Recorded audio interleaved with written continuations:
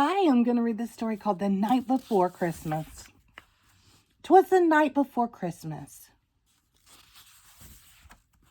when all through the house not a creature was stirring, not even a mouse.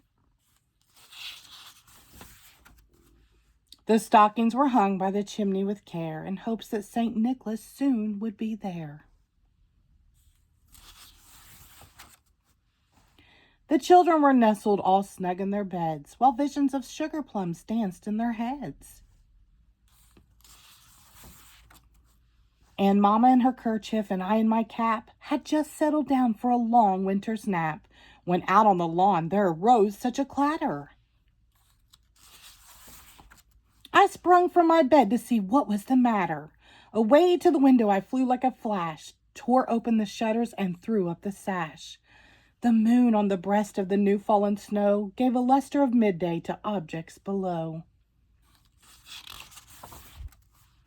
When what to my wondering eyes should appear but a miniature sleigh and 8 tiny reindeer, with a little old driver so lively and quick, I knew in a moment it must be St. Nick.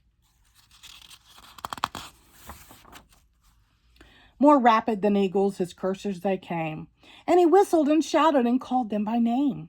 Now Dasher, now Dancer, now Prancer and Vixen, on Comet, on Cupid, on Donner and Blitzen, to the top of the porch, to the top of the wall. Now dash away, dash away, dash away all. As dried leaves that before the wild hurricane fly, when they meet with an obstacle, mount to the sky. So up to the housetop the coursers they flew, with a sleigh full of toys and St. Nicholas too. And then in a twinkling I heard on the roof the prancing of pawing of each little hoof.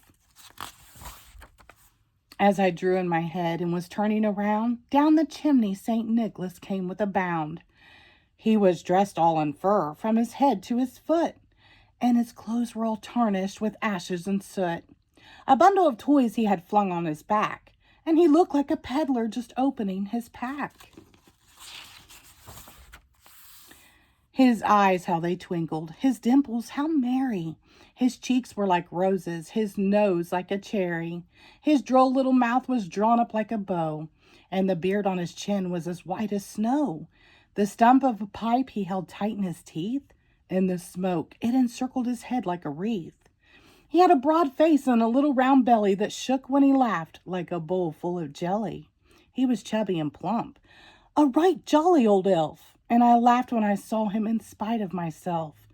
A wink of his eye and a twist of his head soon gave me to know I had nothing to dread. He spoke not a word, but went straight to his work and filled all the stockings, then turned with a jerk, and laying his finger aside of his nose and giving a nod up the chimney, he rose. He sprang to his sleigh, to his team gave a whistle, and away they all flew like the down of a thistle. But I heard him exclaim as he drove out of sight, "Happy Christmas to all, and to all a good night." The end. Thank you.